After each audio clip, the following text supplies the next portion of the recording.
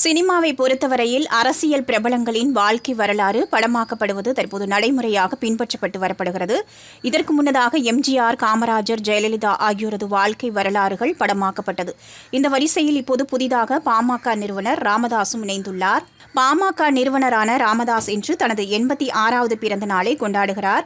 இதை முன்னிட்டு அவரது வாழ்க்கை வரலாற்று படமான ஐயா படத்தின் ஃபர்ஸ்ட் லுக் போஸ்டர் வெளியிடப்பட்டுள்ளது. இயக்குனர் சேரன் இந்த படத்தை இயக்குகிறார். இந்த படத்திற்கு ஐயா என்று டைட்டில் வைக்கப்பட்டுள்ளது. இதற்கு முன்னதாக சரத்குமார் ஐயா என்ற படத்தில் நடித்திருந்தார் என்பது குறிப்பிடத்தக்கது. அவரை தான் இந்த படத்தில் நடிக்க வைக்க பேச்சுவார்த்தை நடந்துள்ளது. ஆனால் அவர் இந்த படத்தில் ராமதாஸ் கதாபாத்திரத்தில் நடிக்க மறுப்பு தெரிவிக்கவே அவருக்கு பதிலாக ஆரியிடம் பேச்சுவார்த்தை நடத்தப்பட்டு அவரும் ஓகே சொல்லவே படக்குழுவினர் ஐயா ஃபர்ஸ்ட் லுக் போஸ்டரை இன்று வெளியிட்டுள்ளனர்.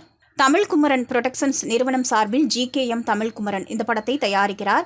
ராமதாஸின் வாழ்க்கையில் நடைபெற்ற சில முக்கிய சம்பவங்களை அடிப்படையாக கொண்டு இந்த படம் படமாக்கப்படுகிறது.